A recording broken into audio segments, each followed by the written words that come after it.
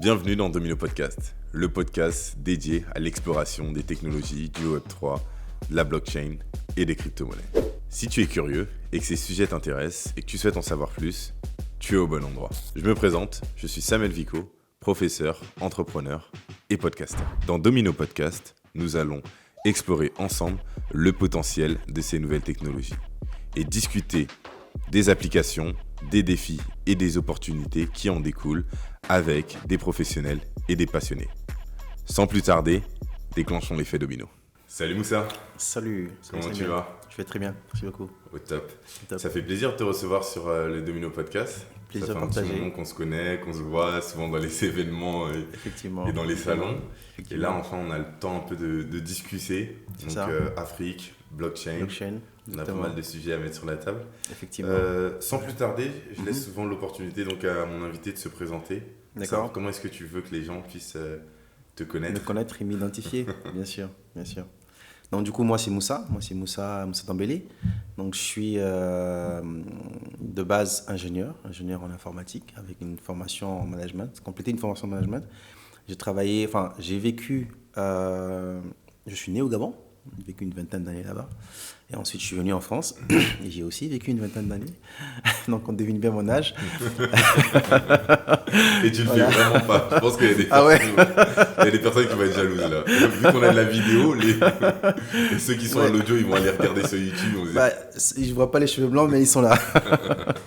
Donc, effectivement, donc du coup, j'ai fait mes classes, on va dire, en France. Enfin, mes classes, on va dire, du point de vue carrière dans l'informatique. J'ai commencé par le plus bas niveau, c'est-à-dire développeur informatique, etc. Et au fil des années, je suis monté dans le management et le consulting. Voilà. Okay. Donc, au bout à peu près une dizaine d'années, on va dire, j'ai arrêté pour me consacrer à l'entrepreneuriat. Okay. Et donc, ce qui fait qu'aujourd'hui, je suis patron d'une boîte qui s'appelle Danapay, spécialisée dans le paiement. Voilà. Ok, top. Exactement. Et du coup, ça fait combien de temps que Danapay existe ? Alors, Danapay, c'est une longue histoire. Donc, une genèse assez longue et assez douloureuse parce qu'en réalité, on a commencé en 2017. Enfin, j'ai commencé tout seul en 2017. Ok. Avec une première version, on va dire, de Danapay qui ne s'appelait même pas Danapay, plutôt orientée, toujours dans le paiement, mais qui n'était pas du tout le bon produit, en tout cas par rapport à l'époque, je voulais faire un terminal de paiement par empreinte digitale pour faciliter, on va dire qu'à l'époque, alors il y avait le mobile money en Afrique, mais la partie paiement n'était pas développée. Et je pensais que l'une des frictions, c'était justement l'expérience utilisateur de j'ai de l'argent sur mon mobile, comment je fais pour payer en magasin, etc. Est-ce qu'à cette époque, Apple avait déjà mis l'empreinte digitale ? Bonne question, c'était en 2007, je ne me souviens plus. Ouais, mais c'est possible que j'ai pu être inspiré par... C'est possible, c'est très possible. Après, je viens du monde de la tech, donc je connaissais déjà un peu le train et tout ce qui pouvait arriver. Donc du coup, je vais faire un prototype de ce terminal de paiement par empreinte digitale. Mais après coup, je me suis rendu compte qu'en fait, les coûts de commercialisation, déjà, il faut commercialiser, il faut divulguer, il faut vulgariser, il faut le développer.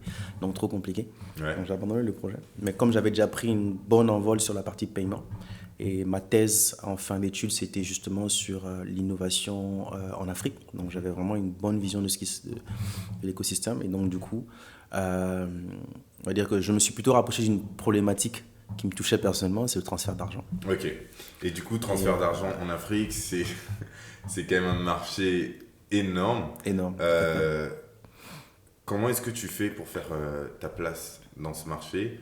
Comment est-ce que Danapay fait pour pouvoir... est-ce que tu arrives à faire ta place ? Comment ça se passe ? Parce que ce marché, il est tellement énorme et il y a des acteurs. Des mastodontes. Oui, tout à fait. Donc, comment tu fais ? Comment on fait ? Tout à fait. Je pense que c'est comme tout marché, en fait, il faut se différencier. Il faut arriver avec une proposition de valeur qui soit relativement nouvelle, différenciante, avec une bonne capacité à, on va dire, à encaisser la concurrence, en ce sens qu'il faut avoir des avantages concurrentiels durables. Et donc, c'est tout ça qu'on a travaillé.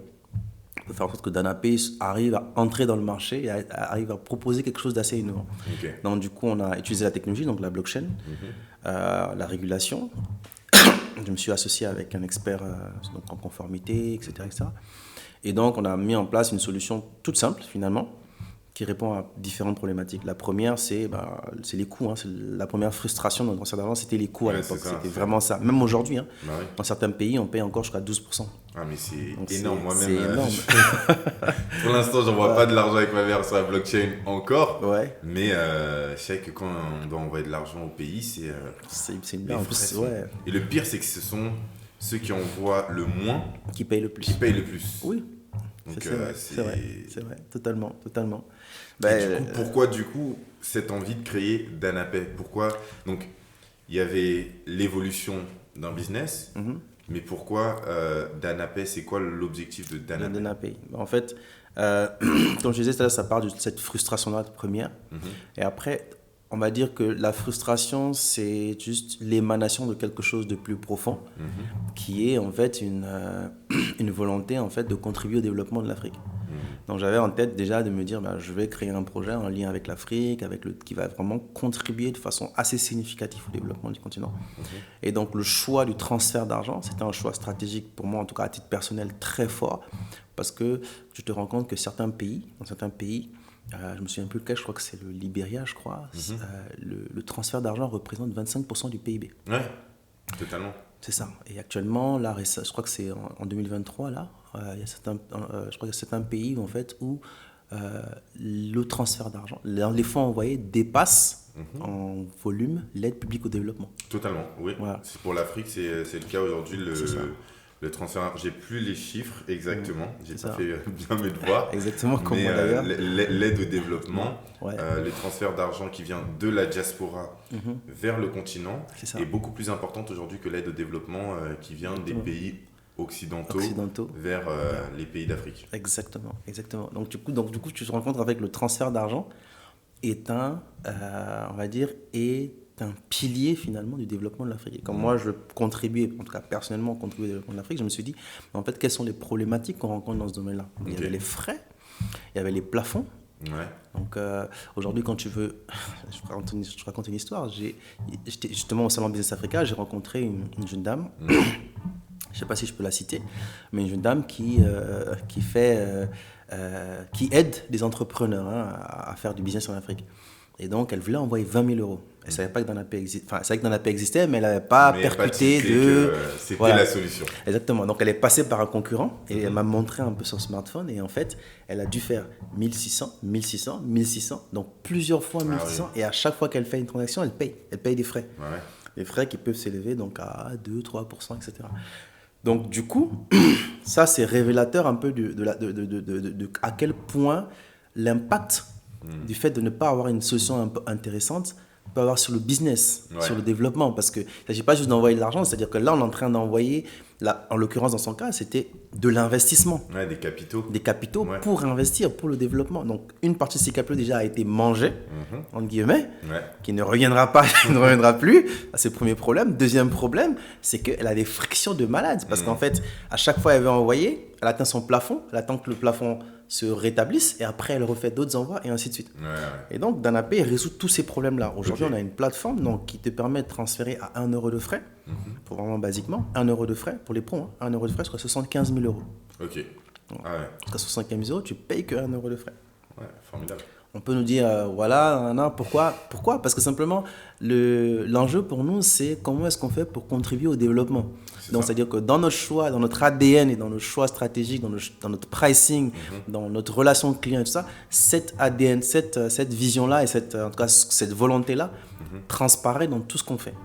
Voilà. Et donc, une entreprise portée par des Africains pour des Africains, si j'ai bien compris. C'est ça, exactement. Portée par des Africains pour des Africains, exactement. Ok, ça. Très bien. Et du coup, comment est-ce que vous avez mis en place cette tech? Et surtout, il y a un des aspects qui est assez intéressant, c'est la partie un peu GSM de la tech. Parce que là, on a parlé effectivement de la blockchain, mais c'est quoi? C'est une application? C'est quoi? Comment est-ce qu'on utilise? Ça se matérialise, bien sûr. Avant que j'aborde ça, je vais rapidement bifurquer sur un sujet juste pour enlever tout quiproquo. Parce que souvent, quand on parle Danapay, on met beaucoup en avant effectivement qu'on a des plafonds assez élevés, des frais bas, etc. Du coup, les particuliers ont tendance à se dire c'est pas pour nous. on reste sur Western ou sur MoneyGram, etc.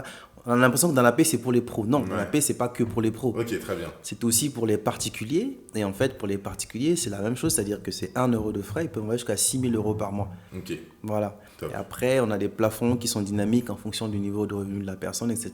Okay. Mais, en toute, on a un modèle assez cohérent qui permet à une personne lambda de pouvoir transférer de l'argent à son frère, à sa soeur. Ok. Voilà. Et comment ça se passe niveau KYC, du coup sur DanaPay? Comme toute entreprise transfert d'argent, c'est-à-dire que quand tu télécharges l'application, tu t'onboardes, on va te demander ta pièce d'identité, ton nom, prénom, tes revenus, ton selfie, etc. C'est chiant, mais c'est comme ça, on n'a pas le choix. On n'a pas le choix, c'est vraiment, vraiment, vraiment nécessaire. C'est même plus, on va dire, c'est nécessaire, mais c'est ça qui apporte la pérennité. Parce qu'on va dire qu'on a un système qui permet de bouger de l'argent d'un point A à un point B. On connaît comment le monde fonctionne aujourd'hui. Il y a beaucoup de criminalité, de corruption, etc., etc. Et il faut faire attention à ce que dans ce système-là ne passe pas ces flux-là. Il ne faut pas qu'il y ait de blanchiment d'argent. Parce que le risque, en fait, c'est que DanaPay ferme. Et si DanaPay ferme, le service n'existe plus pour ses clients. Ok.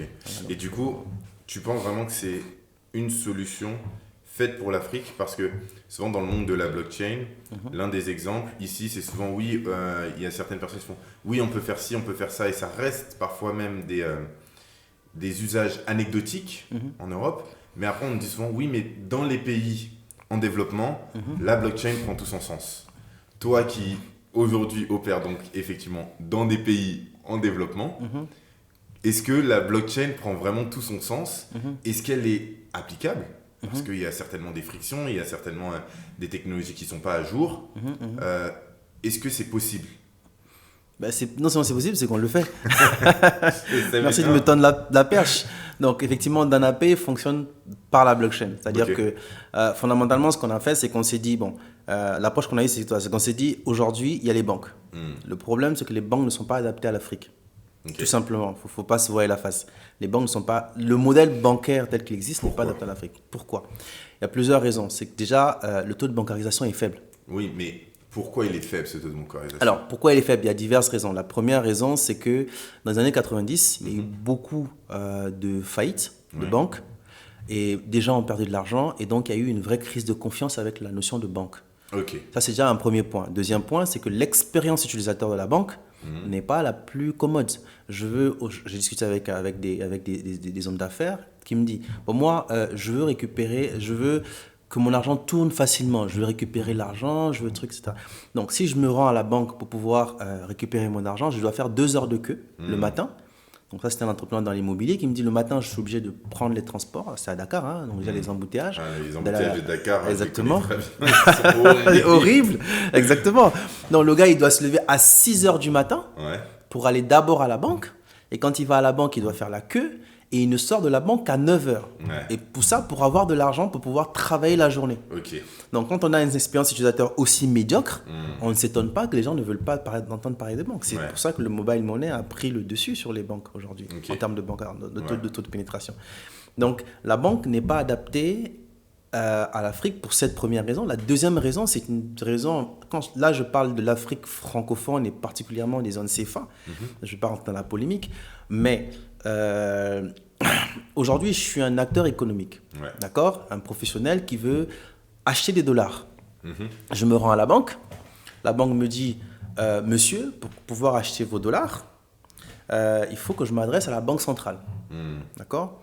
La banque centrale, le problème, c'est que, particulièrement avec le CFA, c'est que la banque centrale a mis la moitié de ses réserves en France, au trésor. Et obligé de le faire. Souvent, les gens ne comprennent pas le fonctionnement du franc CFA. Et c'est aussi pour ça que certains pays, notamment certains avec lesquels j'ai travaillé, souhaitent sortir un peu de ce schéma-là. C'est parce qu'il ne peut pas y avoir de politique monétaire. On n'a pas de flux de transactions. Et surtout... ce qu'on appelle ici la supply, elle n'est pas disponible. Il n'y a pas de supply disponible. Parce que les pays sont obligés de mettre une grande partie de leurs réserves en France. Souvent, qui est cet même argent qui est prêté au pays comme aide au développement. Donc, au final, c'est vraiment une grande mascarade. Et c'est pour ça qu'aujourd'hui, les pays d'Afrique se tournent vers des solutions telles que la blockchain pour faire ça. Et surtout, sur cette notion liée au dollar, c'est encore pire que ça. C'est aujourd'hui, si j'ai des francs CFA et que je veux prendre des dollars, je suis obligé de convertir mes francs CFA en euros. Exactement. Et lorsque je les ai convertis en euros, à ce moment-là, je peux les convertir en dollars. Il n'y a pas de conversion CFA-dollar. Exactement. Ou CFA, une autre monnaie. C'est-à-dire que le CFA est une monnaie qui est cloisonnée à l'euro. C'est ça. Une monnaie qui n'a rien à voir avec nos problématiques dans le pays. Exactement. Je dis nos parce que je passe quand même de plus en plus de temps là-bas au final. Tout à fait. Mais il n'y a aucune réalité avec les problématiques du pays. C'est ça. En fait, la monnaie, c'est la souveraineté. La monnaie doit être, on va dire que c'est un outil de souveraineté. C'est un instrument de souveraineté qui doit être contrôlé et adapté, entre guillemets, en termes d'émission de monnaie ou de destruction de monnaie aux réalités économiques. Sauf que nous, nos dirigeants, on fait le choix de se dire, on va déléguer on va dire cette puissance régalienne à l'Europe, à la France, à l'euro. Donc du coup, on se retrouve dans des situations assez cocasses où le simple commerçant qui va acheter de la marchandise en Chine est obligé de passer par le circuit informel. Ou aujourd'hui par potentiellement les cryptos ou autres. Donc aujourd'hui, il y a une réelle problématique. Au-delà de simplement, c'est une solution, c'est qu'il y a une vraie problématique sur le fait que aujourd'hui, pour avoir accès à certains capitaux, certaines devises, oui, c'est compliqué. Faire du commerce à l'international, c'est compliqué. Exactement. Recevoir même des fonds internationaux pour le pays, c'est compliqué. Donc forcément, c'est même pas juste une option, ça devient une nécessité. Ça devient une nécessité. C'est-à-dire que tant qu'il n'y a pas une restructuration complète de nos modes de fonctionnement, ça va être une nécessité. Bon, après, il y a aussi un autre problème, qui est un vrai problème de fond, qui n'est même pas lié qui est lié à nos économies. C'est-à-dire qu'on est des économies où en fait on importe plus qu'on exporte. D'accord ? Donc du fait d'importer plus qu'on exporte, donc ce qui fait que structurellement, nos devises ne sont pas demandées. Ne sont pas demandées. Donc si j'ai du CFA et que je veux avoir du dollar, il faut pouvoir échanger le CFA avec dollar. C'est ça. Donc ce qui fait que tant que nos économies sont un peu sclérosées, sont un peu dans ces modèles-là où en fait l'industrie n'est pas développée, la transformation n'est pas faite localement, on ne crée pas de la richesse à travers par exemple du service qu'on vend à l'international, ainsi de suite. Donc en fait, on sera toujours dans cette position de dominant-dominé où en fait nos devises ne sont pas demandées. Donc ça, c'est encore une autre problématique qui fait que en fait, c'est compliqué. C'est compliqué. Ça vient pas que des autres. Non, ça ne vient pas que des autres. On va dire que 80% vient de nous. Il faut être extrêmement pragmatique là-dessus. Et je pense que même l'un des gros problèmes de l'Afrique, c'est aussi qu'est-ce qu'ils sont mis en place. Au-delà des difficultés, en tant qu'entrepreneur, on le sait, des difficultés, on en a. Chaque matin, on se lève, il y a une pelle de difficultés qui nous attend. C'est ça.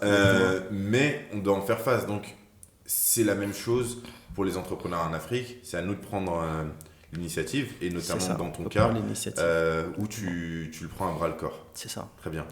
On va passer sur notre deuxième partie. À tout de suite.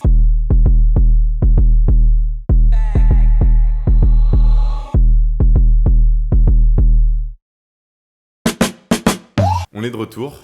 J'en profite comme d'habitude pour vous rappeler de vous abonner, de mettre un like, les 5 étoiles sur Spotify et Apple Podcasts si vous avez apprécié l'épisode.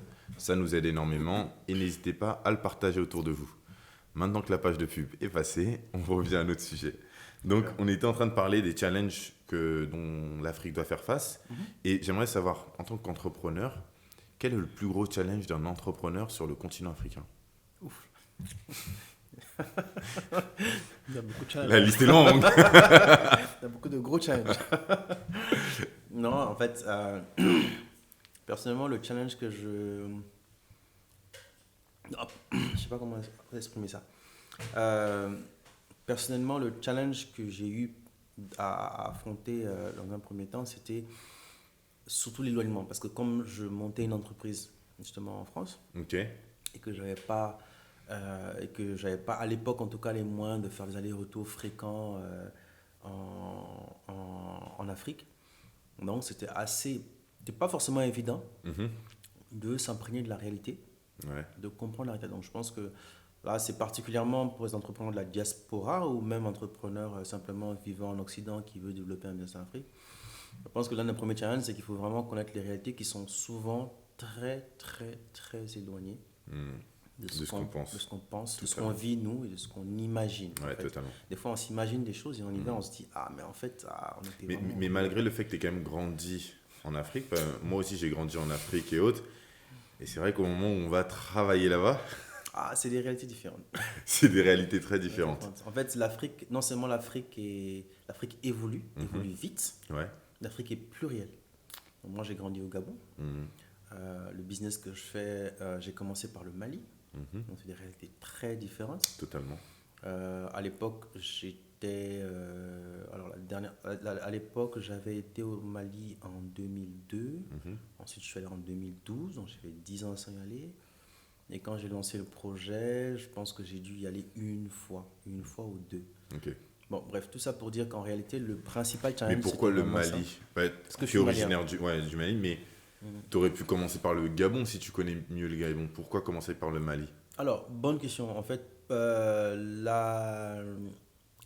y avait un terreau fertile à mon business en Afrique de l'Ouest, parce que la crypto, la blockchain commençait à se développer à l'époque. Donc il y avait vraiment un terreau fertile pour pouvoir commencer. En Afrique centrale, c'était pas trop le cas. Au Cameroun, oui. Oui, au Cameroun, oui, mais sauf que le Cameroun, je connaissais pas du tout. Donc du coup, voilà. Donc jusqu'à aujourd'hui, même le Gabon, je pense que s'il n'y a pas encore vraiment de terreau fertile, d'écosystèmes qui permettent vraiment de commencer à développer un business dans ce sens-là. Voilà. Très bien. Et du coup, en termes de capitaux, parce que c'est aussi l'un de nos sujets principaux. Est-ce qu'il y a la possibilité d'avoir des capitaux? Comment ça se passe pour d'investissement se faire financer? Faire financer? Compliqué. Compliqué, en fait. À l'époque, en tout cas, comment j'ai démarré, après, la tendance est en train de s'inverser. C'est-à-dire que tu es une start-up basée en Afrique, c'était extrêmement compliqué à l'époque d'avoir le fonds d'amorçage. Le fonds d'amorçage qui te permet vraiment de démarrer. Je me rappelle une petite anecdote, c'était un jeune homme qui a démarré en même temps que moi. Donc, ce n'était pas une start-up, il voulait faire de la pisciculture. Et il demandait juste 30 000 euros pour pouvoir vraiment lancer. Il avait déjà fait sa preuve de concept, il avait lancé un proto, ça fonctionnait. Voilà, il a mis en place ce qu'il faut pour pouvoir crédibiliser et lancer son truc. Sauf qu'il est allé voir un organisme au Mali pour justement trouver du financement. L'organisme lui a dit oui, c'est possible. Sauf qu'on l'a fait poireauter pendant 1 an. Et je ne sais même pas s'il a réussi à récupérer les fonds après. Un an, tu as le temps de mourir 5 fois en tant qu'entrepreneur. Exactement. Mourir c'était clair. Non, mais clairement. Donc, du coup, les fonds d'amorçage, c'est compliqué. Après, aujourd'hui, il y a une tendance quand même qui est en train de se développer. C'est que, encore une fois, je n'ai pas les chiffres précis en tête, mais je sais que malgré qu'ici en Europe, il y a un tarissement de l'investissement, ces dernières années en Afrique, ça a plutôt été l'inverse. Effectivement. Il y a eu de plus en plus de startups qui se font financer, qui arrivent à trouver. Après, ce n'est pas les mêmes ordres de grandeur, donc ça peut s'expliquer par le fait que ce n'est pas les mêmes ordres de grandeur. Totalement. Mais en tout cas, il y a une tendance plutôt à la croissance. Donc, voilà. Ok. Et aujourd'hui, donc, vous avez apporté une solution qui permet de prendre des capitaux. Est-ce que d'Europe, parfois, les amener en Afrique, c'est ça. avec le moins de frais possible, donc avec une réelle capacité à ce que la plus grande partie des frais soit investie réellement dans le projet. Est-ce que c'est quoi la typologie un peu des personnes qui envoient? Est-ce que c'est pour investir? Est-ce que c'est essentiellement des boîtes? Parce que tu m'as dit là que c'est souvent les boîtes qui comprennent le business et qui le font. Mais après, en réalité, vous êtes aussi pour les particuliers. Donc, comment est-ce que ça se passe? Comment ça se répartit? D'accord. En réalité, aujourd'hui, quand on prend les chiffres macro du transfert d'argent, il y a à peu près 20% dont on sait que ça va dans l'investissement. Sur ces 20%, il y a à peu près 15%, c'est-à-dire 15% des 100% qui vont plutôt dans l'investissement immobilier. Donc, ce qui veut dire qu'il y a quand même une partie non négligeable, aujourd'hui, des transferts d'argent, et une partie non seulement non négligeable, mais en plus croissante. Une partie non négligeable et croissante qui va à l'investissement. Donc, ça, c'est un peu la bonne nouvelle. Et donc, nous, partant de ce constat-là, on se dit, en fait, il faut qu'on trouve une solution qui permette de faire circuler les fonds, déjà en particulier, en C2C, entre particuliers et professionnels. Parce que celui qui investit, ce n'est pas un pro, c'est un particulier en France ici, qui envoie tous les mois 1 000 euros, 500 euros pour pouvoir construire sa maison. Donc, adapter notre solution à ça, donc, pour qu'il puisse envoyer d'un coup 20 000 euros sans les problématiques de plafond. Et par ailleurs, il y a aussi une partie qui n'est pas, on va dire vraiment qui n'est pas comptabilisée dans le transfert d'argent aujourd'hui, mais qui représente quand même une partie, j'ai des chiffres, je n'ai pas les chiffres exacts, mais qui représente quand même une partie assez importante des flux, c'est tout ce qui est importation.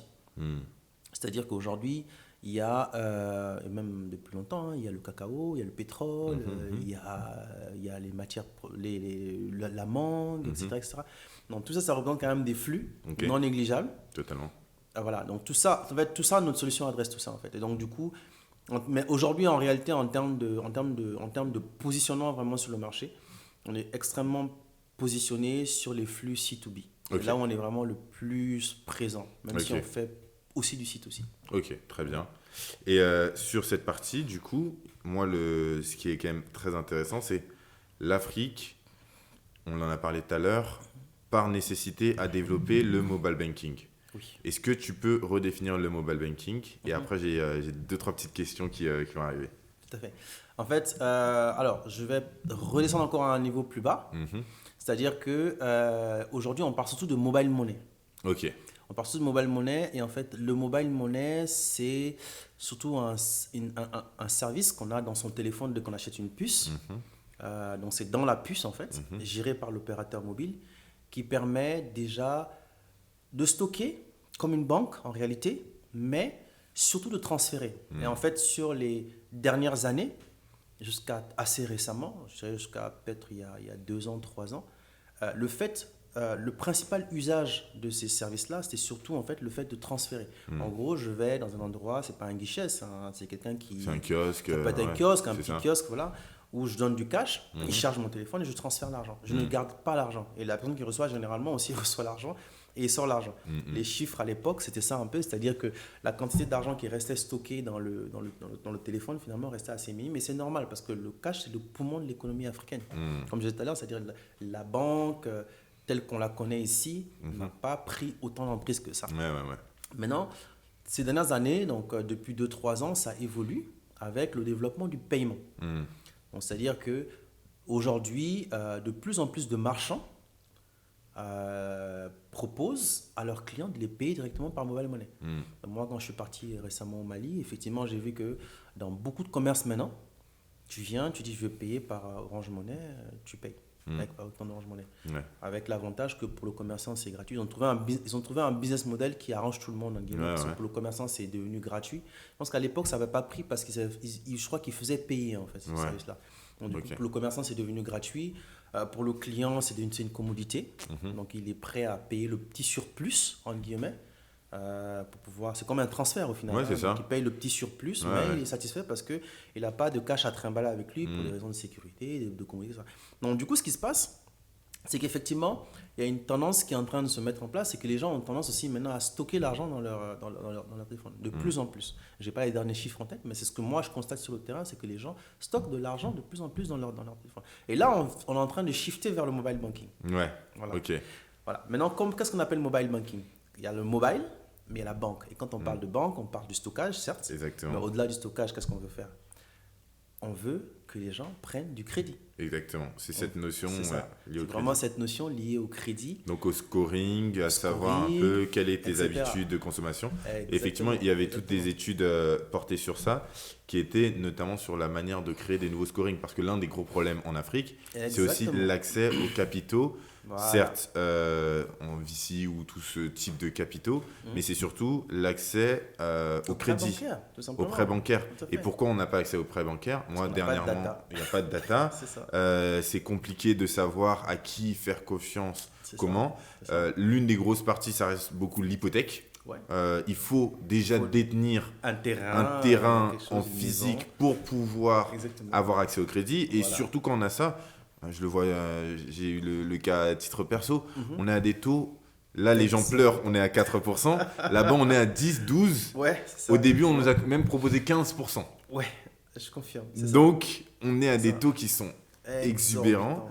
Et donc, sur ce point-là, forcément, le mobile banking, lui, vient apporter des nouvelles solutions. Notamment, j'avais vu une étude, donc Orange Money, où ils partent même en fonction de qui tu as dans ton répertoire et avec qui tu fais des transactions. C'est ça. Ça permet de savoir est-ce que tu fais partie d'un réseau sérieux. En fonction aussi de ta localisation, du quartier dans lequel tu vis, on sait exactement est-ce que tu as un profil plus ou moins sérieux. Et donc, ce scoring fait non pas sur des datas bancaires, mais fait sur des datas sociaux liés à ton usage de ton téléphone et donc de ta communication.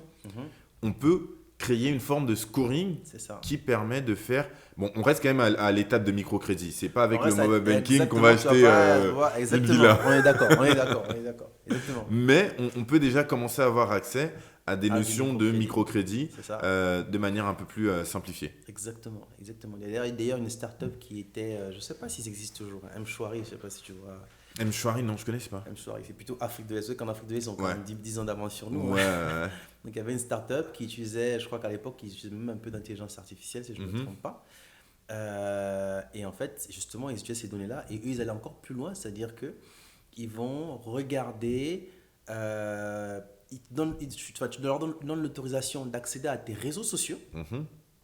Donc, ils vont regarder ton Facebook, tes fils d'actualité, et faire un qu'est-ce scoring. Que tu fais, etc. Bah oui, parce que si tu es businessman, ce qui va t'intéresser, mais c'est... là, par exemple, en France, là, les gens, ils CDPR. sautent de leur chaise sur les notions de RGPD, sur ces notions d'identité, de privacy. Ouais, mais là, il n'y a plus de privacy, du coup. Bah, il y a de la privacy parce qu'on accède à tes données, tu lui donnes ton accord. Oui, mais en même temps, c'est soit tu le fais, soit tu n'as pas accès à... Ouais. Voilà. Non, clairement, après, c'est bien que tu abordes le sujet parce qu'après, c'est des réalités différentes. C'est des réalités différentes, c'est des contextes différents. Et donc, en fait, le modèle, ou du moins la vision occidentale de la data, il faut construire une vision africaine de la data, qui n'est pas la même. Totalement. C'est des réalités différentes. Donc, voilà. Donc, bon, c'était juste un aparté par rapport à ce qui est possible de faire. Et du coup, donc, mobile banking, mobile money, moi, lorsque j'avais grandi en Centrafrique, c'était le transfert, c'était Jazz 120... l'USSD. Ouais, c'est l'USSD, c'est quoi de... Jazz 144 Jazz. Ouais, 144 Jazz, tu mets le code et tu envoies sur le numéro de quelqu'un, tu envoies ton crédit et tout. Exactement. Et c'est comme ça que ça a réellement commencé. Exactement. Et vous, aujourd'hui, parce que la réalité, c'est qu'en Afrique, les Africains, en règle générale, ont en moyenne 2 téléphones. Tout à fait. Parce qu'il y a plusieurs opérateurs téléphoniques. Certains est meilleur sur une transversale et sur un autre. Exactement. Donc souvent, par exemple, on a Orange Money. En Centrafrique, on a Télécell aussi. Il y en a d'autres, c'est Move. Et ça dépend. Donc, il y a toujours soit 2 téléphones, soit là-bas, beaucoup de téléphones avec deux cartes SIM. Exactement. Voilà. Exactement. Du coup, mais sauf que la réalité, c'est qu'il y a une grande pénétration de téléphones, ou en tout cas de services mobiles. Mais il n'y a pas énormément non plus de smartphones. Ça a changé. Il y en a de plus en plus. Ça dépend des pays. Ça dépend des pays. Là, je parle par exemple de l'Afrique centrale. D'accord. Okay. On a moins de smartphones que l'Afrique de l'Ouest, où il y en a beaucoup plus. Mais après, même le type de smartphone, c'est pas non plus... C'est du bas de gamme. Voilà, c'est de l'entrée de gamme, c'est vraiment du basique. On est d'accord. Mais du coup, si on veut pouvoir développer le mobile money, il faut le faire sur toujours l'US. Oui, c'est-à-dire il faut que celui qui a le téléphone le plus basique sans Internet puisse... ne peut pas être exclu du système. Exactement. Ok. Exactement. Et du coup, ça, c'est une solution que vous apportez. Est-ce que c'est possible de mettre de la blockchain sur de la technologie USSD, c'est ça? Oui, tout à fait. Non, tout à fait. C'est-à-dire qu'aujourd'hui, en fait... il faut dissocier 2 choses. C'est-à-dire qu'il y a les canaux et il y a ce qui se passe en bac. D'accord? Dans les canaux, tes canaux, ça peut être du SMS. Aujourd'hui, je prends un exemple. Aujourd'hui, tu veux accéder à une page web, etc. simplement la sécurisation OTP, c'est-à-dire le fait d'envoyer un SMS. Ouais. Tu vois que ton téléphone avec le SMS, tu donnes quand même on va dire, des instructions de sécurité entre guillemets, pour pouvoir accéder à ton compte à quelque part, tu vois. Donc en fait, c'est un canal comme un autre. Donc l'USSD, c'est aussi un canal comme un autre. Ok. Et à partir du moment où c'est vu comme un canal comme un autre qui envoie des instructions, D'accord. en fait, on peut tout faire. Ouais. On peut tout faire. Donc en fait, il n'y a pas de réalité. En réalité, le seul frein, ça va être le frein en termes d'expérience utilisateur. Ok. Sauf que le paradoxe, c'est que on aurait l'impression en tant que quelqu'un qui vit en Occident que l'USSD c'est trop compliqué. Ouais. Parce que tu dois faire du dièse. Ouais. Sauf que quand tu connais ton chemin et que tu es habitué, Oui. en fait, c'est même mieux de faire l'USSD. Ouais, totalement. Parce que ça va beaucoup plus vite en fait. Ouais. Plutôt que de rentrer dans une application, d'aller chercher le bouton, de cliquer. Le gars, il te fait. Je vois des cas, les gars sont tellement habitués. Ils vont en magasin, ils veulent faire un paiement, il fait OK, j'ai payé, OK, dièse, 140, c'est réglé, il est parti. C'est bon. Donc, du coup, en fait, ce canal-là, c'est un canal comme un autre, comme le web, comme autre, etc. Ok. Ça envoie des instructions sur un serveur, Ouais. et le serveur ensuite est connecté à Internet et fait tout ce qu'on peut faire sur Internet. Ok, mais du coup, est-ce que Donc- cette technologie USSD, elle est organisée bloc par bloc? Vous l'avez donc organisée bloc par bloc, du coup, pour qu'elle soit sur la blockchain. Est-ce qu'elle est décentralisée? En fait, ce sont toutes ces informations qu'aujourd'hui on a en tant que entre puriste de la blockchain. Est-ce que c'est réellement une blockchain? Parce que est-ce qu'elle est organisée bloc par bloc, décentralisée? Est-ce que c'est le cas? Non, en fait, on va reprendre depuis le début. C'est-à-dire que nous, en fait, on utilise la blockchain pour pouvoir traiter nos transactions, nos D'accord. transferts. La blockchain qu'on utilise, c'est Ethereum. Ok. Donc, Ethereum, bien sûr, tous nos auditeurs, je pense, qui s'intéressent à la blockchain, Ouais, connaissent tout le Ethereum, monde sait ce que c'est. avec Ethereum, le ouais. système de blocs et tout, etc., sans forcément rentrer dans le détail. Mhm. Donc ça, c'est ce qui se passe en dessous. En vrai, on va dire, c'est comme, voilà, c'est un peu le capot, quoi. C'est ce qui se Ouais. passe en dessous du capot. Après, Donc vous avez créé un layer 2. même pas, Sur on Ethereum, utilise. non. En fait, nous, on va dire que le projet d'AnaPay, ce n'est pas un projet blockchain, c'est un projet qui utilise la blockchain. Ok, C'est d'accord. important de le dire. Ok, oui. Parce qu'en fait, c'est vrai quand on parle souvent de blockchain, enfin on va dire que intuitivement les gens se disent vous avez créé une blockchain. Non. Ouais, c'est ça. Nous on utilise effectivement un layer 2, c'est Polygon. On utilise Polygon et en fait on a juste une DApp, Oui. une application de descente, enfin Une on application peut décentralisée. dire une DApp entre guillemets, Ouais. qui utilise Polygon pour pouvoir traiter nos transactions. Ok, très bien. Voilà. Mais on n'a pas créé ou mis en place de blockchain spécifique. En fait, si je dois prendre vraiment le truc par niveau, c'est-à-dire en dessous, tu as la blockchain, tu as Ethereum, au-dessus, tu as ton layer 2, Polygon, et après, au-dessus, tu as DanaPay, la partie vraiment serveur avec nos services et tout ça. Et après, tout au-dessus, tu as tes canaux. Donc, dans les canaux, tu as le smartphone avec l'application mobile, Ouais. tu as l'application web, Ouais. et la partie USSD qu'on n'a pas encore traitée. Hein. Ok. C'est-à-dire qu'on ne fait pas encore l'USSD. Ok, mais d'accord. la partie USSD, effectivement, qui est un canal comme un autre au final. Voilà. Et du coup, c'est pour une meilleure inclusion. Parce qu'on parle toujours de C'est blockchain comme étant inclusif. Mais la réalité, c'est que l'inclusion de la blockchain a une limite. Et sa limite, Exactement. c'est notamment le fait, est-ce que on est accessible à ces personnes-là? L'un des problèmes, souvent j'en rigole, c'est que l'un des problèmes des gens de la blockchain, ou même de la nouvelle technologie, je donne cours dans certaines écoles et il y a une de mes classes où ils ont fait un devoir et ils pensaient que mettre intelligence artificielle ou blockchain allait résoudre n'importe quel problème.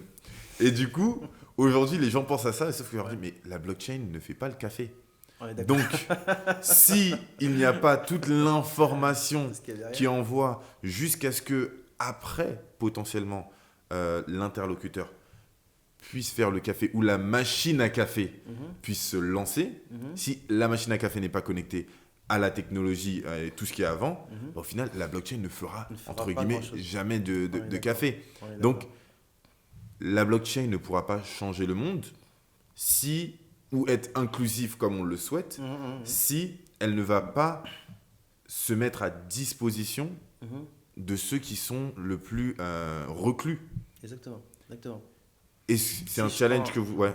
Justement, je vais prendre un parallèle assez intéressant là-dessus, c'est que Dans les années 80, dans les années 70, quand l'ordinateur a démarré, c'était le même challenge. C'est-à-dire que l'ordinateur, c'était pour des geeks dans leur coin qui allaient acheter des composants, les assemblaient, et c'était un jeu pour eux, entre guillemets. Ils jouaient avec, ils faisaient des trucs assez sympas. Et en fait, avant l'arrivée d'Apple, Apple et peut-être un peu Microsoft, c'était un truc de geek. Ouais. Et en fait, on se rend compte que c'est la même histoire qui se répète avec la blockchain. Et c'est un peu le constat que moi j'ai fait quand je me suis lancé dans la blockchain. Je me suis rendu compte quand on se cultive un peu sur la blockchain, c'était un truc de geek. Alors que ce truc de geek était juste d'une puissance phénoménale. Sauf que pour amener cette puissance-là dans un monde, on va dire, du commun des mortels, il faut tout faire sauf parler de blockchain. C'est comme quand je prends mon Apple, ce qui m'intéresse, c'est pas le processeur. Enfin, ça m'intéresse de savoir les capacités. Oui. Si je suis vraiment... Au moment de l'achat, mais voilà, tout le reste du moment... Le reste du moment, ce qui m'intéresse, c'est que j'ouvre mon ordi, j'appuie sur un bouton, etc. Et c'est exactement ce que nous on a fait aussi. C'est-à-dire qu'aujourd'hui, quand tu prends l'application d'Anapay, ben en fait, on ne parle pas de blockchain. Ok, donc on n'est même pas sur quelque chose de custodial, non custodial. On ne parle pas notamment de wallet froid ou de ce genre de choses. On est vraiment là sur de l'application et l'utilisation de manière optimale pour répondre à un besoin de la blockchain. Exactement, c'est ça. Okay. Et je pense, c'est ma perception de ces choses, c'est que je pense que si on veut réellement amener la blockchain à un niveau vraiment mainstream où ça devient vraiment un truc vraiment développé à grande échelle, il faut qu'on arrête de parler de clés privées, clés publiques, il faut qu'on arrête d'embêter les gens avec les MetaMask, etc. C'est super, hein? Oui, mais il faut plutôt amener les gens à ce qu'ils se connaissent. Ouais. Je vais accéder à mon appli, et je rentre un mot de passe, un code et gérer la sécurité. Je vois, mais ça je suis d'accord, mais sur un autre sujet, sur un autre podcast que tu avais fait avec Tanguy, sur ce podcast, tu expliquais bien aussi cette notion de souveraineté. Et aujourd'hui, dans la blockchain, c'est la notion qui revient. Le fait d'appartenir, et c'est ça le gros point des personnes dans le monde de la blockchain, c'est le fait de posséder mes data, de s'approprier tout ça. Aujourd'hui, c'est une notion qui est importante aussi pour Danapay, le fait d'être une boîte africaine pour les Africains, par les Africains. Mais si on continue au final de faire des choses et de ne pas posséder notre tech, on est d'accord. Est-ce qu'on est toujours dans la philosophie même de la blockchain? Tout à fait. Mais c'est une très bonne remarque. Mais moi, je répondrais à ça en disant qu'une technologie arrive avec plein de choses. Il y a effectivement l'aspect je détiens entre guillemets mes actifs, c'est très bien. Mais au-delà de ça, il y a le fait que ce soit hyper sécurisé, le fait que ce soit hyper rapide, le fait que ce soit hyper moins cher, le fait que ce soit immuable, et ainsi de suite. Donc nous, on a fait un choix. C'est-à-dire qu'on a fait un choix qui est un choix stratégique de se dire on va prendre dans tout ça ce qui est bon pour les services qu'on va offrir. Maintenant, rien ne nous empêchera, à un moment donné où on aura, on va dire, une partie de notre clientèle assez mature, par exemple les gouvernements, d'accord, de se dire, ok, on va utiliser Danapay, mais les clés ne sont pas stockées sur Danapay. C'est nous qui allons stocker les clés. Ok. Donc ça, il y aura une possibilité de sortir. Donc vous êtes sur un modèle entre du custodial et du non custodial. Potentiellement dans le futur, c'est ça. Si la population est assez éduquée, elle peut se dire finalement, je veux récupérer ma clé privée et la posséder. Ok, formidable. J'en prends totalement la responsabilité. Parce qu'en fait, le sujet, c'est ça, c'est une question de responsabilité. Imagine, tu proposes un service de transfert d'argent, d'accord? Et le gars, et tu proposes un truc non custodial. Enfin, en fait, ce que tu dis, je vois où tu vas aller. J'imagine ma mère, en fait. Voilà. Bon, maintenant, imagine, ta mère, tu lui dis, écoute, maman, ton argent est dans ton téléphone. Tu transfères de l'argent, c'est dans ton téléphone. Tu lui envoies 1 000 €. D'accord? Elle perd son téléphone. Elle va appeler qui? Danapay. Je fais comment pour mes 1 000 €? Madame, c'est sur votre téléphone. Comment tu l'expliques ça? Comment tu l'expliques? Je ne peux pas l'expliquer. Offre un service.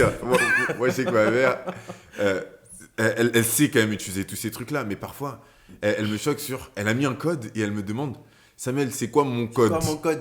Mais je n'étais pas là. Exactement. Donc Comment? là, si elle a ça en custodial, le pire, c'est qu'elle a son téléphone, Bah oui. elle va voir les 1000 euros, Voilà. mais elle ne pourra pas les utiliser. Exactement. Voilà. Tu vois, donc c'est ça la réalité. Ouais. Et là, en fait, et c'est souvent ce que moi je reproche un peu au monde des geeks, c'est qu'on est souvent un peu trop éloigné de la réalité et Ouais. souvent trop dans des paradigmes un peu philosophiques. Totalement. Trop poussé où on se dit c'est ça ou rien. Et moi je pense que moi je suis en tout cas je pense que je suis un peu de ces gars de la tech Ouais. qui pensent qu'il faut un peu comme je pense Steve Jobs ou Apple, il faut vraiment penser usage. Ouais. Il faut penser d'abord service. C'est La ça. technologie est secondaire. La technologie est là pour apporter de la puissance et te décupler ce que tu fais par 10.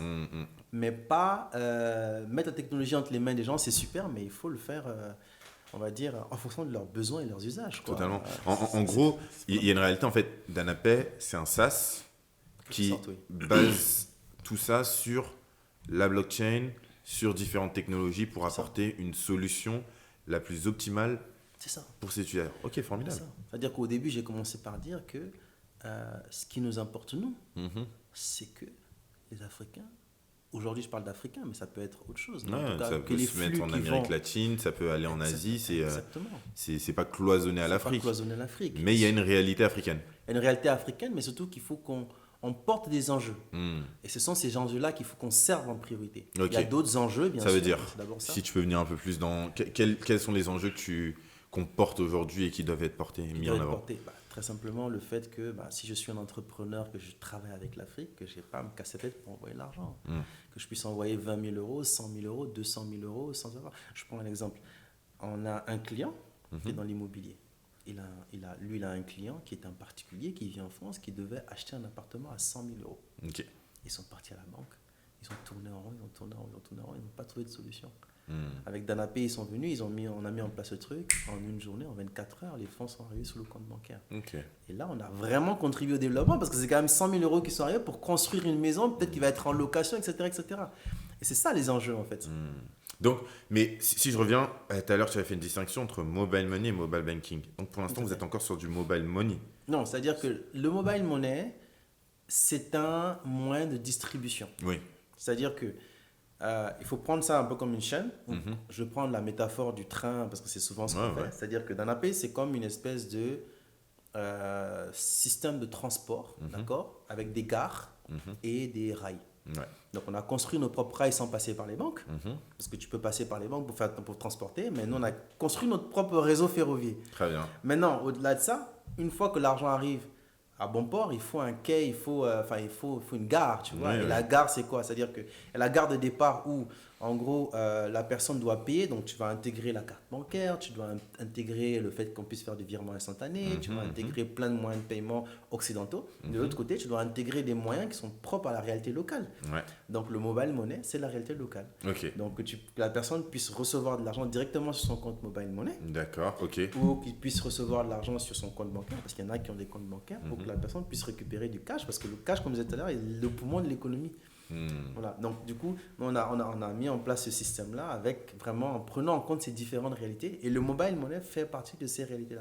Bon, maintenant, pour revenir au mobile banking, le jour où on aura effectivement des acteurs qui proposent du vrai mobile banking, on aura tout intérêt à nous intégrer à eux. Il y en a qui commencent déjà, mais plus dans un modèle un peu occidental, par exemple Jamo. Je pense que tu dois connaître Jamo. Donc c'est pas vraiment le mobile banking parce que c'est plus une banque digitale. Voilà, comme ça. Donc, qui utilise un peu, mais pas forcément orienté mobile. Enfin, c'est plutôt orienté application smartphone. Tu ne peux pas utiliser sur un feature phone. Et en fait, on pourrait s'intégrer à Jamo, on pourrait s'intégrer à Julaya, on pourrait s'intégrer à plein de canaux finalement de distribution. Et c'est un peu ça le modèle.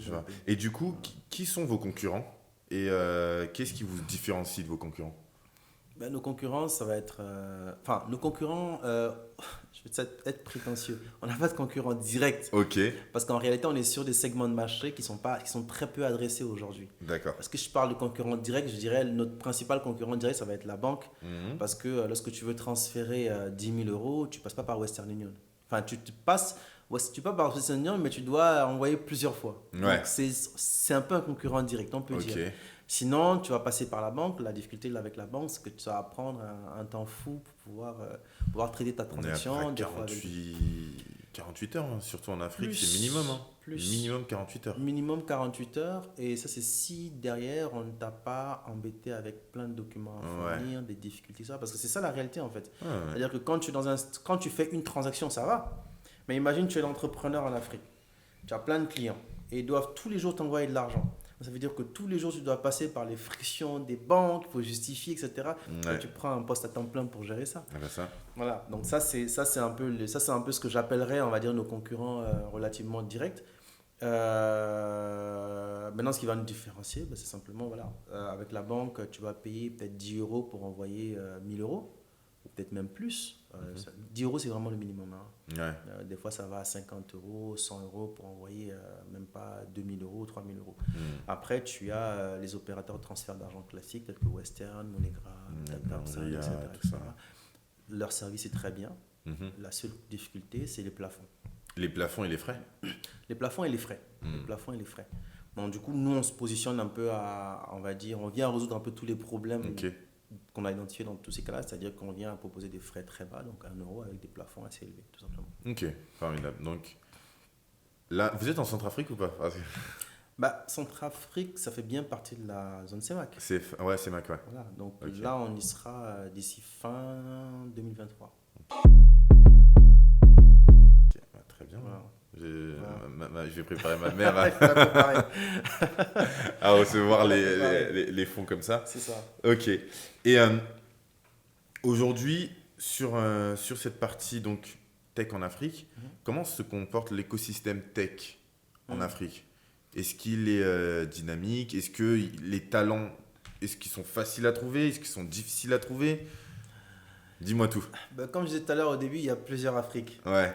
On ne va pas faire comme l'amalgame comme d'habitude, Totalement. mais en fait, il y a plusieurs Afriques. Ouais. Si je dois vraiment découper en grosses mailles, je dirais il y a l'Afrique centrale et l'Afrique de l'Ouest qui sont d'un côté parce qu'ils sont extrêmement francophones. Après, tu as les exceptions, Nigeria, Ghana et tout ça. Et c'est ça aussi, il y a deux Afriques parce qu'il y a aussi l'Afrique francophone. Et l'Afrique anglophone. Lusophone, et c'est le jour et la nuit. Ah oui, c'est le jour et la nuit, ça je te confirme. C'est le jour et la nuit. Même en termes de mindset, même en termes de fonctionnement, c'est le jour et la nuit. Donc du coup, moi j'ai commencé à travailler. En fait, mes développeurs, mes ingénieurs sont en Afrique. Ok. C'est un choix que j'ai fait pour plusieurs raisons. La première raison, c'est le coût, bien entendu, parce que j'étais une startup, j'avais pas beaucoup d'argent, donc il fallait chercher moins cher. J'aurais pu aller chercher en Inde. Ouais. Mais j'ai préféré prendre en Afrique. Ok. Avec un challenge, c'est de trouver des bonnes compétences. Donc, pour répondre à ta question de compétences, il y a, je pense, comme un peu partout, du bon et du mauvais. En Afrique, tu vas trouver des compétences, surtout en Afrique australe, en Afrique australe, okay. Madagascar, l'Afrique du Sud. Ouais, c'est vrai qu'ils sont très dynamiques. Voilà, l'écosystème tech est beaucoup plus dynamique. Après, tu as quelques pays qui te sortent du lot aujourd'hui, tels que la Côte d'Ivoire et le Sénégal sur la partie tech. Ouais. Mais je trouve que c'est des ingénieurs qui commencent à coûter un peu cher. D'accord. Pourquoi? Je pense qu'il y a aussi le coût de la vie. Parce que le Sénégal et la Côte d'Ivoire, c'est des pays qui coûtent très très cher. Effectivement. Donc, quand tu as des ingénieurs qui sont... Et puis, bon, tu as quand même des grosses multinationales qui sont là-bas. Ouais, il y a de la demande. Il y a de la demande. Ils ne sont pas très nombreux, donc ce qui fait que les prix montent très vite. Ouais. Et je pense qu'il n'y a pas encore vraiment la masse critique d'ingénieurs qui va faire qu'on sera sur les tarifications, on va dire, raisonnables. Après, c'est tant mieux. Hein, je suis content parce que du coup, les gens s'en sortent très bien. C'est super. Ouais. Donc, moi, aujourd'hui, je source plutôt en Afrique australe. Ok. Maintenant, en Afrique francophone, je pense qu'on a vraiment un vrai problème de compétences. Ok. Pourquoi? Il y a un mauvais parcours de formation? Est-ce que c'est que la formation? Est-ce que même les gens s'orientent vers là-bas? Est-ce que c'est aussi peut-être un manque d'accessibilité au matos? C'est quoi la vraie problématique selon toi? Non, je pense que... moi, je vais parler de ce que je connais. Hein, le Mali. Ouais. Donc le Mali particulièrement, c'est d'abord un problème de mindset. Ok. Donc là, par exemple, je vais les citer. C'est Kabako, c'est une espèce d'incubateur. Je ne sais pas comment appeler ça. C'est un centre de formation un peu atypique. En gros, qui offre des formations gratuitement à des gens qui viennent s'inscrire. D'ailleurs, ils ont mis en place, ils ont créé le Kabako Coin. C'est un coin. Et en fait, quand tu viens, pour inciter les gens à venir, quand tu viens, en fait, tu gagnes des coins. Ok. Et après ces coins, tu les échanges contre du service à l'intérieur De l'écosystème. parce que c'est un écosystème où il y a des designers, des graphistes, etc. Bref. Donc, du coup, c'est super sympa là-bas. Et en fait, la réalité, ce qu'ils me disent, c'est que le problème, ce n'est pas l'information. Ce n'est pas l'accès à l'information. Tout le monde a accès à l'information. Ok. C'est le mindset. D'accord. C'est-à-dire qu'il y a beaucoup de jeunes qui ne pensent même pas qu'ils sont capables de faire certaines choses. Ouais. C'est-à-dire qu'ils peuvent avoir des compétences qui sont probablement un truc, mais comme ils ont grandi dans des cadres un peu éloignés de ce que nous, on peut connaître, et en fait, ils se voient extrêmement loin de ça. Manque de représentation. Est-ce que manque de success story? Parce qu'il y a un problème aussi. Oui. C'est qu'en Afrique, moi j'avais travaillé sur ce... On parle souvent des success stories de la diaspora. Oui, c'est vrai. On les met en avant. C'est vrai. Mais la réalité, c'est que les personnes qui sont sur le continent s'identifient pas forcément. Ou sinon, leur seule identification, c'est de se dire, il faut que j'aille en France pour avoir le même succès que cette personne. Effectivement. Alors que les talents qui sont sur place, il faut qu'ils puissent s'identifier à des talents qui sont restés sur place et qui ont réussi sur place. Tout à fait. Non, c'est vrai. C'est vrai qu'il n'y a pas beaucoup de talents. J'en connais même pas dans mon environnement. En tout cas, dans le monde de la tech, qui sont restés sur place, qui ont créé des boîtes, qui sont sortis, qui sont très bien. En fait, donc, manque de représentation, forcément, le mindset ne peut pas suivre. Ouais. Manque de représentation, c'est vrai. Non, mais c'est vrai. Je ne me rendais pas compte, mais c'est vrai que il y a peu d'exemples. Il y a peu d'exemples, c'est vrai. Et donc, c'est probablement l'une des raisons qui fait que c'est pas... Parce que même, moi, je participe souvent ça fait 2 fois que je participe à leurs rencontres chez Kavako, quand je discute avec eux. Ils me voient vraiment comme un étranger. Oui, il y a une réalité. Voilà, ils me voient comme celui qui est venu de France avec un truc qui a réussi, c'est super, ils sont contents, mais ils ont encore du mal à se dire capable de faire des choses. Se dire vraiment capable de faire des choses. Donc, ils ont vraiment besoin je pense qu'ils ont besoin d'accompagnement, ils ont besoin d'exemples, de success story locales.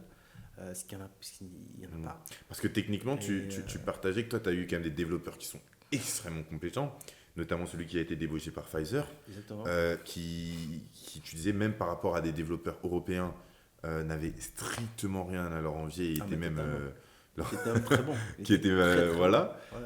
Mais effectivement, c'est toujours sur sur ce mindset, sur cette... Lui, il était en Ouganda. Donc, c'est anglophone. Anglophone, c'est un autre monde. Ils ont des exemples locaux, ils ont des jeunes startups qui ont bien réussi, etc. Et donc, c'est différent. Mais côté francophone, et particulièrement au Mali, aujourd'hui au Sénégal, c'est un peu différent. On voit par exemple PAPS, on voit... il y a des startups qui émergent et qui font des belles choses là-bas, localement. Donc, ils ont des exemples et je pense que le mindset est en train de changer, particulièrement au Sénégal. En Côte d'Ivoire, c'est le cas, je pense, parce que la Côte d'Ivoire aussi, c'est un pays extrêmement ouvert à l'international. Les jeunes Ivoiriens sont quand même très ouverts. Et je pense que le fait de se projeter est beaucoup plus facile pour eux qu'un Malien. Donc, Et aujourd'hui, est-ce que l'Afrique a compris l'intérêt de la blockchain pour ses business, pour son activité? Est-ce que aujourd'hui, il y a toujours... Parce que, ici, le bear market... mondialement, il y a cette notion un peu où le marché s'est calmé, donc forcément, les gens n'en parlent pas trop. Mais en Afrique, moi, je le vois à titre perso, je suis assez sollicité. Mais est-ce que toi, de ton côté, il y a un dynamisme que tu vois? Est-ce que les Africains se sont saisis de cette technologie blockchain comme outil à leur émancipation? Oui, c'est-à-dire qu'aujourd'hui, l'usage principal, je vois 2 usages principaux. Le premier usage, c'est l'investissement. Il y a de plus en plus de jeunes qui sont des jeunes dans la vie de tous les jours, qui achètent du crypto, qui font de la spéculation, qui revendent, etc. Ça, on le voit. Tu as aussi de plus en plus de de commerçants qui traitent avec l'international. Quand je dis de plus en plus, c'est-à-dire que ce n'est pas la grande masse, parce que les gens ne sont pas forcément alertes. sur ces sujets-là, mais il y a quelques commerçants qui comprennent que acheter des USDT, pour eux, c'est intéressant parce qu'ils peuvent envoyer ça en Chine, ils peuvent envoyer ça à Dubaï pour acheter de la marchandise. Mais ça reste vraiment une minorité. Ouais. Donc, ce sont les deux usages que je vois et ça reste aussi des usages quand même assez minoritaires au final. Et en plus, ce sont notamment sur la partie investissement, on a vu quand même pas mal d'arnaques et pyramides de Ponzi. C'est ça aussi. Qui ont aussi freiné l'adoption. Et même, pas seulement freiné, mais ont carrément mis un coup dur à ces technologies-là parce que il y a quand même, dès qu'on parle de Bitcoin, quand on parle de crypto, tout de suite, il y a une forme de, même au niveau des gouvernements, il y a une forme de, il y a une vraie méfiance. Une vraie méfiance. Donc, je pense que ça rejoint ce que tu partageais par rapport à la méfiance qu'on avait par rapport aux banques.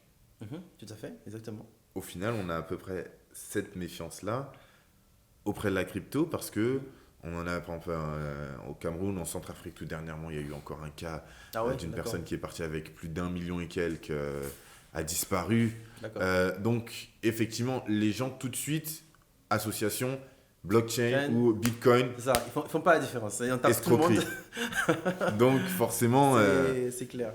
Non, forcément, ça a un effet. Bon, après, ce que je vois de plus en plus, c'est quand même, il y a des petits écosystèmes.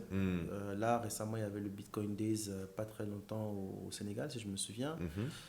Donc, il y a des petits écosystèmes d'ingénieurs qui s'y intéressent, mais je n'ai pas encore vu réellement de startups qui se sont vraiment, un peu comme Danapé, qui se sont vraiment saisis de la technologie pour créer vraiment des usages, pour créer de la valeur. Et je pense que c'est la next step qu'il faut qu'on arrive à atteindre. Et tu penses que l'avenir de l'Afrique est en grande partie dans la technologie blockchain ou pas? Ou même dans l'intelligence artificielle? Je dirais, en tout cas, ce qui est sûr, c'est que ma perception des choses, c'est que l'Afrique a un gros potentiel pour devenir un fournisseur de services mondial dans les technologies, comme l'a été l'Inde, comme l'a été le Pakistan ou d'autres pays. Je pense qu'aujourd'hui, on a vraiment cette possibilité-là parce que le coût de la vie fait que les salaires sont plus bas. Et donc, il y a un vrai potentiel et en plus, on a énormément de jeunes qui sont oisifs, qui ne font rien. Donc, du coup, si on met les moyens pour former les gens dès le bas âge aux technologies, pour les rendre vraiment très éveillés aux technologies, on a vraiment possibilité de créer une nouvelle génération d'ingénieurs qui vont créer des choses pour le local, mais aussi pour l'international. Donc je pense qu'il y a vraiment ce potentiel-là. Mais aujourd'hui, le gros challenge qu'on a, ça va être vraiment le mind, quoi. C'est-à-dire qu'il faut vraiment travailler le mindset des gens et il faut... parce qu'en fait, en réalité, la chance qu'on a, c'est que tu te rends compte, on a énormément de jeunes. Se lancer dans la technologie, ça ne demande pas beaucoup de moyens. Tu as juste besoin d'un ordinateur. Et pas forcément un truc de fou, un ordinateur. La connaissance est là, le savoir-faire est là, tout est là. En fait, toutes les conditions sont réunies, sauf le mindset. Sauf le mindset et je pense le parcours qui va faciliter la formation. La formation, pour moi, honnêtement... Ils sont très académiques. Moi j'enseigne aussi des jeunes qui viennent d'Afrique. Et quand ils arrivent en France, il y a quand même une grosse différence entre l'élève africain est très académique. Manque de créativité, à mon sens. Et dans des rails très... C'est ça. Et par contre, ils sont très bons. Lorsqu'on va leur demander, ils sont très studieux.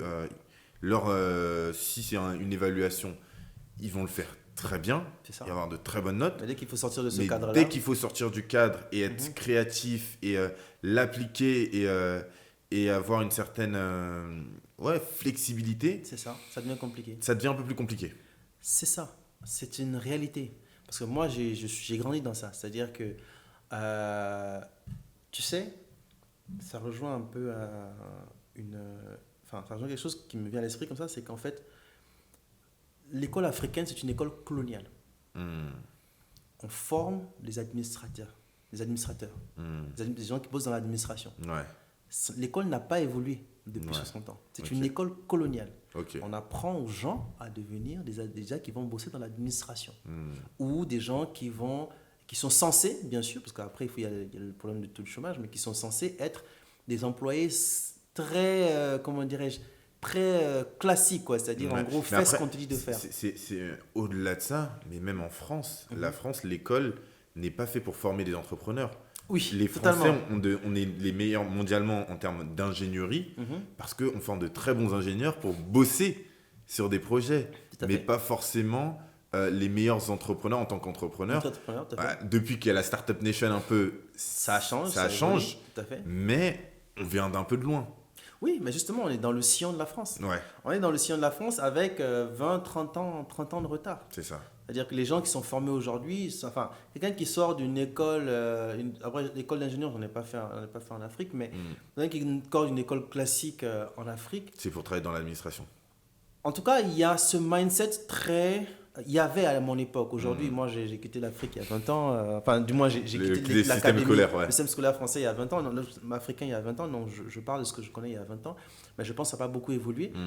C'est-à-dire que l'on ne forme pas les gens pour être créatifs. La créativité, l'initiative, l'innovation ne fait pas partie en fait du système. C'est-à-dire qu'on a vraiment des canevas et c'est-à-dire qu'en termes d'activité, ce qu'on fait, c'est bien. C'est-à-dire qu'en gros, on te donne un cours, tu l'ingurgites, le jour de l'examen, tu fais les trucs. Voilà. Mais il n'y a pas, et je pense que c'est ça aussi que je trouvais un peu bien dans les écoles occidentales, c'est que tu vois, il y a une notion de projet, de faire des projets. Ouais, il y en a un peu plus, mais en France, un peu moins. C'est très anglophone. D'accord, je n'ai pas le système parce que moi, lorsque j'enseigne, je sais que j'ai un de mes cours, par exemple, j'avais un cours que je donnais aux directions artistiques, c'était un master en direction artistique, et donc on avait un cours qui s'appelait NFT Project, donc c'était un projet NFT. Donc pour moi, c'est direction artistique, du coup, c'est des gens qui ont un peu cette fibre artistique, donc très libre. Tout à fait. Et je leur ai dit, on va faire un projet, vous avez carte blanche. C'est-à-dire, il n'y a même pas un type de projet. Vous pouvez vraiment, ça peut partir du gaming, quand ça peut partir de la mode. Mais comme il n'y avait pas de cadre, ils étaient perdus. Ils ont eu du mal. D'accord. Et ils avaient besoin de ce cadre scolaire. Et il y en a même qui me disaient, ouais, non, mais en fait, je préférais que vous me donniez un cadre, que je puisse faire mon truc. J'ai fini mon truc. Alors que là, je leur proposais la liberté de la créativité. Parce que moi, c'est ce qui me fait le plus kiffer dans ce secteur. C'est cette capacité de créer de nouveaux usages. Qui n'ont rien à voir avec ce qui existe et tout. Et là, je leur offrais ça. Et je me suis rendu compte qu'en fait, même dans la francophonie, c'est quelque chose de différent. Alors que j'ai fait donc un workshop lorsque j'étais invité aux États-Unis dans la Xavier School. Donc, c'est une école en Nouvelle-Orléans. Donc université en Nouvelle-Orléans. Et en termes de créativité, certes, les projets n'étaient pas non plus faramineux, mais tout de suite, c'était OK, je vais faire ça. Je vais faire ci, hop, avec une réalité, vu que c'était une école où il y avait principalement des Afro-Américains, donc une réalité un peu liée à leur vie au quotidien. Mais c'était tout de suite beaucoup plus créatif. Une manière de faire qui était moins cloisonnée et limite c'est enfin je peux me lâcher. Donc il y a cette réalité. Mais là on arrive un peu vers la fin sur cette notion, ta structure, tu dis par l'Afrique, pour les Africains, par des Africains. Danapé, c'est reste quand même une structure, si je me trompe, une structure française. Oui, d'accord. Pourquoi ? La raison est simple. C'est-à-dire que Danapé, par nature, est une structure internationale avec des enjeux de conformité très très forts. Okay. Le premier pays à réguler la crypto, c'est la France. D'accord, effectivement. Voilà. Donc nous, on a fait le choix, qui est peut-être un choix un peu pas facile, parce que beaucoup ont fait le choix d'aller ailleurs. On a fait le choix de rester en France et de nous réguler en France. Pour quelle raison ? C'est parce qu'en fait, on s'est dit, on est en train de construire quelque chose sur la durée. On veut quelque chose sur la durée qui soit assez robuste sur la durée. Et donc, le cadre réglementaire français apporte un cadre, justement, qui permet d'avoir des process, des modes de fonctionnement qui font que ton KYC est assez robuste, que ton KYB est assez robuste, que ta conformité est assez robuste. Et donc, d'être résilient, finalement, à toutes les difficultés qu'on peut rencontrer lorsqu'on fait ce métier-là. Donc, déjà, c'est vraiment la première raison. La deuxième raison, c'est qu'on fait du transfert d'argent. On parle de transférer de l'argent de l'Europe vers l'Afrique. Ouais. Donc, tu ne vas pas rester en Afrique et dire aux Européens, envoyez l'argent. Donc, il faut être en Europe. Ok. Il faut être en Europe et il faut être en France. Donc, du coup, la structure, elle est d'abord, elle est créée en France, d'abord pour cette raison-là. Après, on verra comment vont évoluer les choses. Mais aujourd'hui, en tout cas, pour des raisons surtout de réglementation, c'est le meilleur choix stratégique, en fait, pour pouvoir amorcer le service. Après, on verra comment la société va évoluer. Ok, très bien.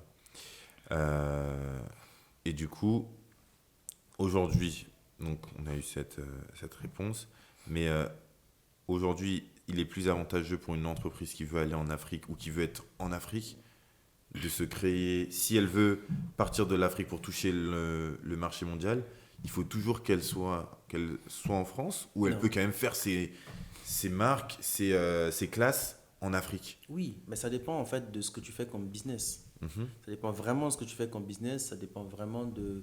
Et puis je pense que ça dépend aussi beaucoup de la... Comment dirais-je? Du marché que tu adresses.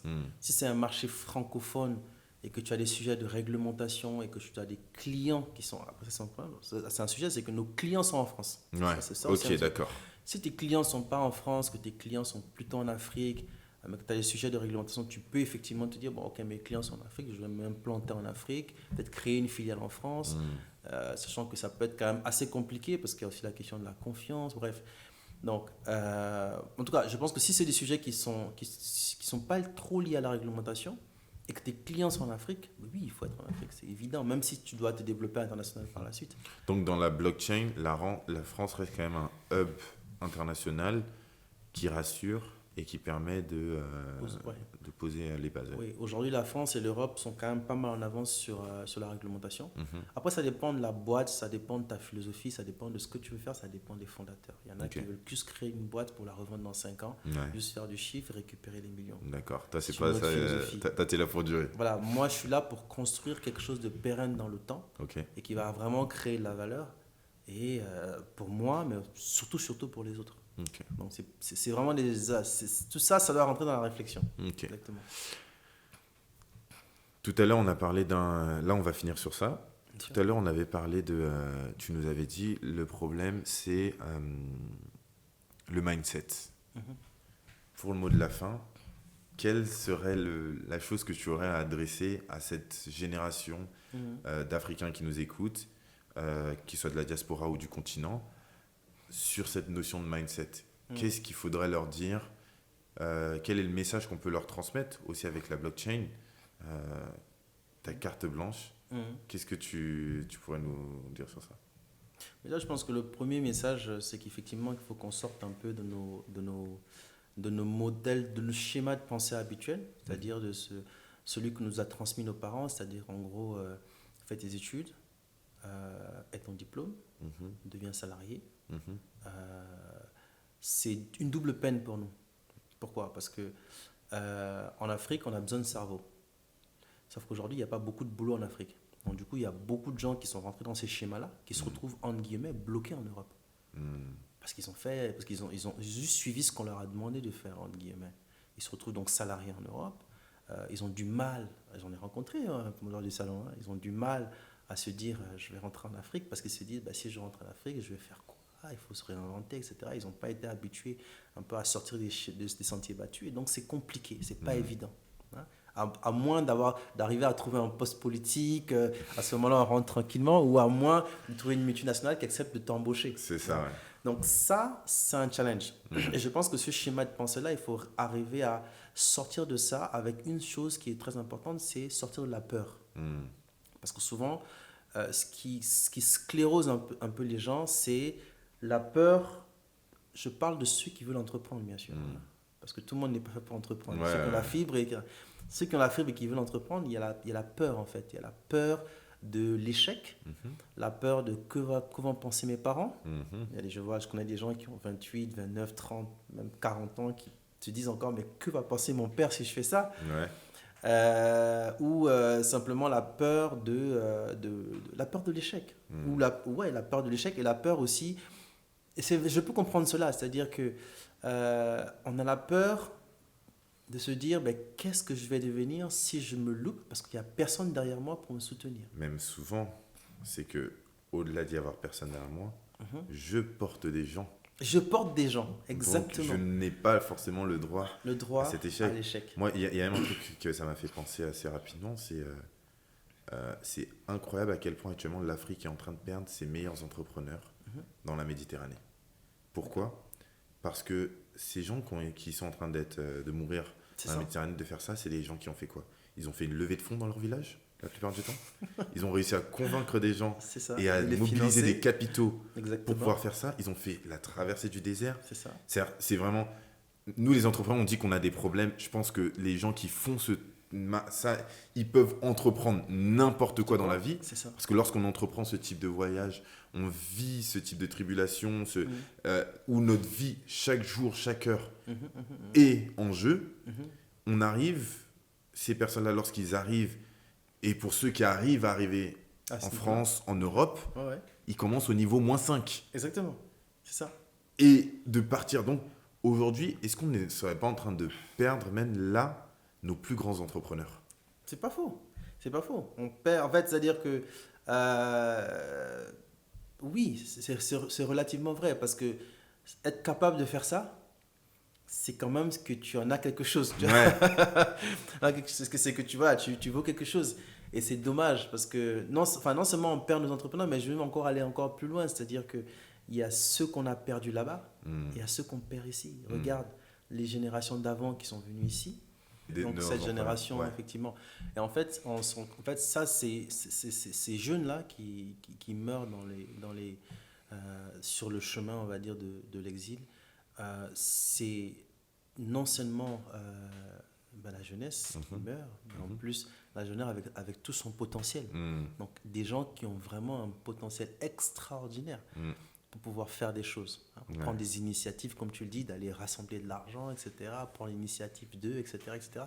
Parce qu'ils n'ont pas le choix, des fois. Enfin, parce qu'ils pensent qu'ils n'ont pas le choix. C'est autre chose. Voilà, c'est ça. Ils pensent qu'ils n'ont pas le choix.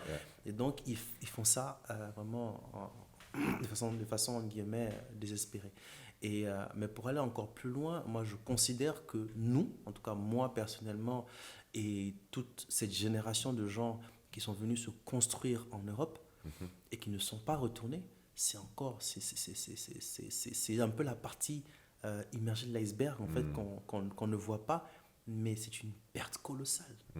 C'est une perte colossale parce que pourquoi ? Parce que c'est des gens hyper compétents. Je connais des Africains qui sont extrêmement compétents, qui sont à des postes, on va dire, subalternes ici, et qui n'arrivent pas à casser le plafond de verre, tout simplement parce qu'on est en France, alors que ces gens-là, si tu les mettais dans des conditions pour pouvoir réussir, pourraient faire des choses beaucoup plus intéressantes que ce qu'ils font, en tout cas beaucoup plus intéressantes pour l'Afrique que ce qu'ils font aujourd'hui. Donc en fait, c'est une perte colossale. C'est même pas, c'est-à-dire, je ne sais même pas si un économiste ou un ingénieur peut calculer ce que ça représente en perte, mais ça doit être des milliards. Ça doit être colossal, ces pertes-là. Donc vraiment, car moi, mon exhortation, c'est vraiment de ne pas de sortir de cette peur-là. Et je pense que l'exemple que tu as donné, c'est un très bel exemple. Pourquoi ? Parce que ça reflète un peu le problème du mindset. C'est-à-dire que je connais, d'une part, des jeunes comme ça qui pensent que rien n'est possible que s'ils vont en France ou s'ils vont en Europe. Et je connais des jeunes qui ont fait le choix de rester et qui réussissent très bien. Ils réussissent très bien, alors qu'ils sont dans les mêmes conditions, les mêmes réalités, etc., avec peut-être un peu plus d'avantages pour les uns que les autres, mais voilà, qui réussissent extrêmement bien. Parce que l'Afrique, c'est ça qui est aussi extraordinaire, c'est qu'il y a beaucoup de problèmes, mais ces problèmes-là, putain, c'est des opportunités. C'est des opportunités. T'as le droit, t'inquiète pas, le podcast. Mais c'est des opportunités, après, il faut les saisir, et je pense qu'on est à la croisée des chemins. Et surtout, tout le monde s'intéresse à l'Afrique maintenant. Exactement. Donc, ce serait dommage que nous, même les concernés, on ne soit pas intéressés par ça. On voit des startups créées. Bon, je trouve que c'est une très bonne chose. Les startups créées par des Français, des Occidentaux qui viennent créer des startups en Afrique et réussissent, c'est une très bonne chose. C'est des beaux exemples. Ça veut dire qu'ils viennent montrer encore une fois de plus qu'il y avait vraiment du potentiel et qu'il faut creuser. Et le potentiel est tellement grand. Donc il y a de la place pour tout le monde, entre guillemets. Mais c'est dommage que des gens hyper compétents, hyper capables de faire tout, qui ont fait des écoles de commerce, qui ont fait des écoles d'ingénieurs, qui ont fait ceci. écoutez les gars, rassemblez-vous, venez faire des choses, quoi. Totalement. Ok. Voilà. Merci beaucoup en tout cas d'avoir partagé ce moment. On a parlé blockchain, pas forcément que blockchain. Pas seulement que blockchain. C'était assez large. Mais c'était assez nourrissant, très intéressant. Exactement. Merci pour ton temps et à très bientôt. Merci. À très bientôt. Passe une bonne journée. Et vous, je dis rendez-vous la semaine prochaine. Super. Peace. Merci d'avoir partagé avec nous ce moment autour de l'univers passionnant du Web3, des blockchains et des nouvelles technologies. Si tu as aimé ce podcast, je t'invite à le partager autour de toi, tes amis, tes collègues, et surtout à nous donner 5 étoiles, lâcher un like, et n'oublie pas de t'abonner. Sinon, je te donne rendez-vous la semaine prochaine à 12h. En attendant, n'hésite pas à consommer nos snacks podcasts pour encore mieux comprendre l'univers de la blockchain. Et en attendant, déclenchons l'effet domino. Allez, ciao.